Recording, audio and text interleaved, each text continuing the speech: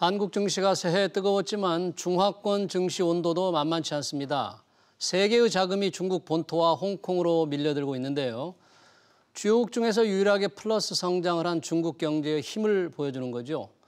중국의 경기 회복에 따른 투자 전망, 그리고 미중 간의 새로운 관계가 투자 환경에 미칠 영향 짚어보겠습니다. 전병서 중국경제금융연구소 소장 나오셨습니다. 소장님 어서 오십시오. 반갑습니다. 안녕하십니까? 네, 우리 증시 연초부터 굉장히 강했는데 중화권 증시도 굉장히 강세를 보였지 않습니까? 최근 새해 들어서 증시 동향이 어떻습니까? 새해 들어서 홍콩이 가장 많이 올랐고요. 네. 그다음에 이제 대만, 그리고 이제 십전. 그 상해 지수가 대표적인 증시이긴 하지만 가장 적게 오른. 그래서 우리 한국의 코스피가 세계에서 두 번째지만 중국의 이 홍콩 그리고 심천 주식이 아주 강하게 지금 가고 있다. 그렇게 볼 수 있을 것 같아요. 네. 그런 상승세의 원동력은 뭘로 볼 수 있을까요? 첫 번째는 말씀하신 것처럼 이제 경기 회복이 있고요. 그다음에 이제 전 세계가 버블이라고 그러는데 중국 상해 지수 기준으로 보면 15년 전하고 주가는 똑같아요. 인덱스는. 종목별로 이제 크게 많이 차이가 난 거고, 그래서 상대적인 저평가가 있다. 이제 그렇게 보고요.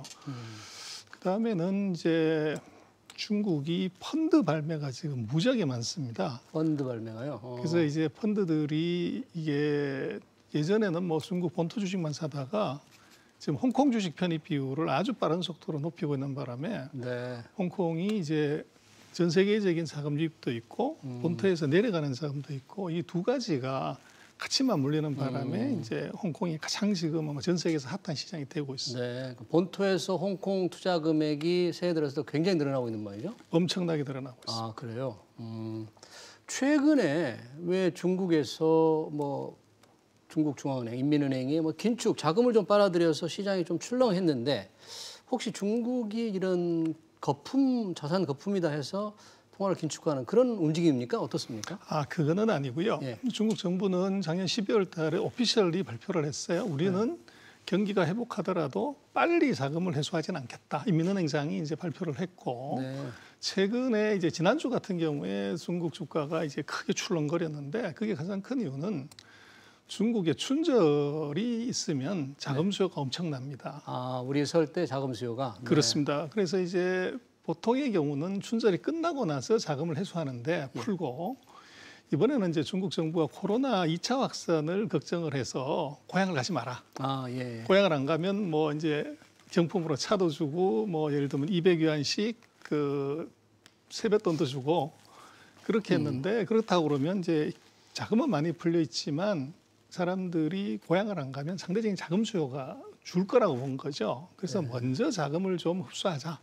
그래서 지난주에 이제 하루에 한 1,000억 위안 정도씩 자금을 이제 회수를 하다 보니까 이게 시장이 굉장히 민감하게 반응한 거죠. 그래서 제로 금리 1% 금리인데 중국의 콜 금리가 7%로 급등을 했어요. 그러니까 시장이 이제 활짝 이제 놀랐고 중국 정부도 마찬가지지만 구정 때 주가 폭락시킨다 이건 있을 수가 없죠. 그래서 부랴부랴 지난 금요일 날 5,800억 위안을 풀었어요. 그래서 그 사이에 이제 회수했던 거 다 다시 원상복귀를 했다고 봐야죠. 네. 그래서 지금 화면에 나오고 있습니다만은 단기 금리가 7%까지 올라갔지만 아마도 오늘부터 시작해서 구정 전까지는 다시 정상 수준 한 2, 3%대로 다시 이제 내려오지 않을까 그렇게 보여집니다.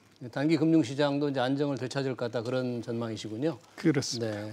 그러면 중국 본토는 물론 홍콩에 특히 돈이 많이 몰려 있다는데 글로벌 투자자들이 그러면 주로 관심을 갖는 업종이랄까 어떤 분야의 투자를 지금 좀 많이 하고 있습니까? 그래서 지금 홍콩 같은 경우는 이제 글로벌 투자가들보다는 중국 본토에서 이제 홍콩으로 투자하는 이 자금이 거의 지금 홍콩에서 중국 본토로 들어오는 자금이 한 5배 정도 많습니다. 네. 그리고 이것이 작년 7월 이후로 계속적으로 홍콩으로 돈이 내려가는데 특히 12월, 1월 달에 급증을 하고 있고 그러다 보니까 이게 이제 본토가 홍콩 거래 대금의 한 3분의 1 정도, 네. 이 정도를 좌지우지할 정도로 홍콩 자금, 홍콩 시장을 좌지우지해요. 지금 화면에 나오는 게 지금 노란 그렇습니다. 그래프가 노란 색깔이 지금 이제 본토에서 홍콩으로 넘어가는 돈인데 네. 그 외국인이 본토로 사는 것에 4.6배 정도 돈이 더 많이 나가고 있는 거죠. 네. 아마 그 다음 화면 보시면은 네. 그 12월 달, 1월 달에 그 나간 금액을 보면 507억 위안이 이 본토에서 이제 중국으로 들어왔는데 홍콩에서 중국으로 그렇죠. 본토로요? 반대로 이제 들어온 것 내려가는 것들은 예. 5배가 더 많습니다. 네. 혹시 그 투자를 관심, 본토 자금이 어떤 관심을 가지는 업종이라고 해야 되나? 어떤 분야가 있습니까? 따로? 그래서 이제 그거를 이제 그 재미난 건데 예. 왜 이렇게 돈이 많이 가냐고 네. 하는 것은 지금 중국의 본토의 펀드들의 발매가 2015년 이후로 최대로 이루어졌습니다. 그래서 뭐 1조짜리 펀드가 예. 5분, 1시간 만에 다 이제 이 발매가 끝나버리는 그런 이제 초강세가 연출이 예. 되고 있고 지금 화면에 잠깐 나오고 있습니다만은 2015년에 3,352억이 월 단위로 최고였는데 이게 작년 12월에 7,900 그리고 이번 달에 지난달에 4,200 예. 이제 사상 최고치로 발매가 되다 보니까 결국 이제 뭐를 주로 사냐 그러면 기관들의 이 니드에 맞는 종목들이 많이 가죠. 그래서 그 예를 들면 뭐 탄센트 같은 회사가 이게 네. 뭐 전 세계 시가총액 탑10 안에 들어가는 회사인데 이런 회사가 10%씩 우리로 치면 거의 상한가를 가서 붙을 정도로 가죠. 예. 그래서 이제 포트폴리오 상으로 놓고 보면 이제 그 플랫폼 기업이라든지 그 탄센트나 메이투안 뭐 이런 회사 그 다음에 이제 그 금융주, 이제 은행 그리고 뭐 최근에 이제 얘기가 많이 되고 있습니다만은 중국의 반도체 회사 SMIC라든지 또 배터리 관련되는 이제 이런 회사들 네. 이게 이제 뭐 중국 본토가 많이 사는 주식인데 상대적으로 우리 한국인이 홍콩을 사는 주식은 굉장히 좀 다릅니다. 아, 중국 본토에서 사는 종목과 그렇죠. 우리 한국 우리는- 투자자들이 홍콩에 사는 주식은 다르다. 그래서 우리는 이제 지리 자동차를 제일 많이 샀고 지리. 지난달에 알리바바를 두 번째로 많이 샀고 예. 이제 그런데 그게 놓고 보면 이제 중국 같은 경우는 기관이 사는 것이고 우리는 이제 개인이 사는 것이다 보니까 아마 두 그 포트폴리오 상의 차이가 좀 많이 나는 것 같고요. 네. 그러나 지금 중국 본토에서 펀드의 이 발매 속도를 보면 이것이 일관성이 아니라는 거예요. 아. 그래서 오히려 이제 약간 그 우리로 봐서는 중국 본토가 관심 갖는 이제 그런 종목들이 상대적으로 이 주가 조정기에도 그 안심할 수 있는 이제 그런 주식일 수 있다는 겁니다. 그러니까 펀드 발매가 워낙 잘 되고 많이 모이고 그런 사람들이 그런 자금이 뭘 사는지를 조금 우리가 좀 더 주목해야 된다 그런 말씀이시네요. 그렇습니다. 네. 자, 중국 뭐 경제 성장률 지난해 주요국 중에서 유일하게 플러스고요. 올해도 상당히 그 강한 회복세를 보일 것으로 예상이 되는데 아까 버블을 좀 천천히 회수할 것이다 이런 말씀을 하셨는데 지금 그러면 투자자들이 볼 때 중국 시장 괜찮게 보시는 겁니까 올 한 해도? 뭐 전 세계 IB들 그리고 자산운용사들 뭐 탑10들이 다가 중국 시장을 2021년에 탑으로 꼽고 있죠. 그리고 이제 버블을 이제 얘기를 하지만 상대적으로 이번 버블은 각국이 코로나19 때문에 이제 경기 부양책을 얼마나 썼냐 GDP 대비. 근데 그렇게 놓고 보면 중국은 전 세계에서 가장 빨리 28일 만에 이 코로나를 안정화시켰기 때문에 상대적으로 GDP 비율 대비로 봤을 때 부양책 규모가 크지 않아요. 그러다 보니까 상대적인 버블의 크기가 작습니다. 그리고 이제 중국은 뭐를 제일 고민을 하냐고 그러면 뭐 14억이기 때문에 인구 문제죠. 그래서 실업률을 가장 이제 중요시합니다. 사회주의 때문에. 네. 그래서 경기는 좋아진 것이 분명하고 뭐 PMI나 GDP나 다 좋아졌지만 이 고용률이 이것이 이제 스틸 낮은 수준이라는 거죠. 예. 그래서 이것이 정상화되기 전까지는 돈을 급속도로 뽑아서 기업들을 부도를 내서 이제 실업률을 늘리는 거 요거는 안 하겠다는 것이 중국 정부의 생각이 그렇다고 해서 뭐 돈을 안 뽑는다 이런 건 전혀 아니고요. 상대적으로 세이프하다 그렇게 얘기될 수 있습니다. 지금 그래프를 보니까 중국 증시 월별 수익률인데 뭐 계절적으로 조금 다르다는 얘기인가요? 저건 무슨 그래서 뜻인가요? 이제 저거를 언제가 타이밍이냐를 이제 많이 물어보시는데 지금 최근 10년간을 놓고 중국은 확실한 계절성이 있습니다. 그래서 2, 3, 4월이 주가가 좋고 그다음에 10, 11, 12월 그래서 중국 투자는 찬바람 불 때 해야 된다. 찬바람 불 때 해야 된다. 추울 때 겨울에 하는 거죠. 네. 그래서 저것은 이제 중국의 독특한 특성 때문에 그런데 우리는 이제 연말에 이게 연초에 새로운 뭐 내년도의 경제 전망 정책이 나오지만 중국은 3월 양회의라는 것을 하면서 거기에서 실제적으로 새로운 회의가 시작된다고 봐야 돼요. 네. 그래서 그거 한 달 전인 2월 달 네. 그리고 양회의가 열리는 3월 달 열리고 나면 대규모 정책이 나오니까 4월 달 요때가 전형적인 이제 강세장이고 딱 지금이네요, 2월. 그렇죠. 네. 그래서 이제 5월, 6월, 7월, 8월, 뭐 9월 소위 말하는 더운 때는 전형적으로 이게 주가가 약세인 특성이 있고 네. 그리고 중국은 이제 정치 행사를 주로 10월, 11월에 많이 합니다. 네. 그러다 보니까 그 타이밍으로 보면 이제 2, 3, 4, 9, 10, 11, 10, 11, 12 네. 이때가 연중으로 봤을 때 네. 이제 어떻게 보면 투자하기 좋은 타이밍이다. 그렇게 얘기를 드릴 수 있을 네. 것 같아요.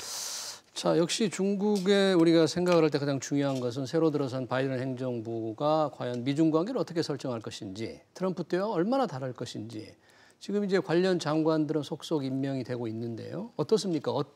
지금 무슨 방향을 확실히 알 수 있는 말들이나 정책이 나왔습니까? 어떻습니까? 그것은 이제 바이든 정부의 스텝들을 보면 되죠. 뭐 사람은 뭐 살아온 그 경험 가지고서 미래를 보는 거니까. 예. 그래서 지금 미중의 관계를 놓고 보면 지금 그림에 나오고 있습니다만은 네. 숫자는 중국이 미국 대비 몇 퍼센트인가 하고 예. 그래서 지금 바이든 때 71% 역대 최강입니다. 그래서 지금 미중의 관계에서 놓고 보면 확연하게 다른 것은 이 트럼프는 뭐 슈퍼맨 나 혼자서 다 하겠다인데 지금 바이든은 확실하게 보여지는 것이 동맹이죠. 그래서 스파이더맨의 전략이에요.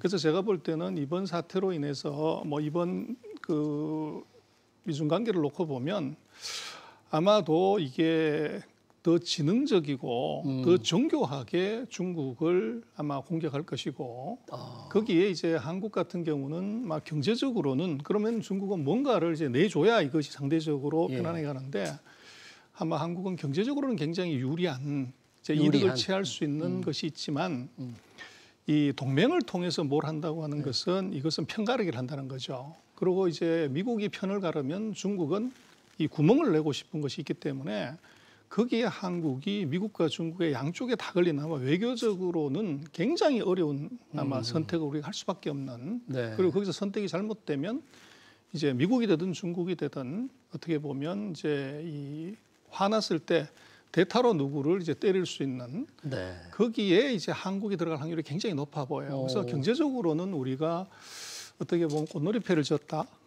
중국이 기술 국산을 해야 되고 내수 확장을 해야 되고 그랬을 때 뭐 한국과 기술 파트너든 이제 부품의 어떻게 보면 서플라이 체인을 공유하든 여기서 우리가 이득을 볼 수 있지만 그것이 미국이 쳐놓은 이 동맹의망, 거미줄 망에서 우리가 빠져나가는 느낌이 보여졌을 때 미국은 절대 가만히 있지 않을 것이고 반대로 중국은 이제 역설적으로 그 공격을 또 할 수가 있기 때문에 아마 경제적 이득과 정치 외교적 손실 여기서 우리가 굉장히 많은 고민을 할 수밖에 없을 것 같아요. 균형을 잡기가 참 쉽지 않을 것 같네요. 그렇습니다. 네, 이 미중 관계는 나중에 또 시간이 될 때 다시 한번 들어보도록 하겠습니다. 네, 오늘 시간 관계상 여기까지 듣겠습니다. 지금까지 전병서 중국경제금융연구소 소장이었습니다. 고맙습니다. 네.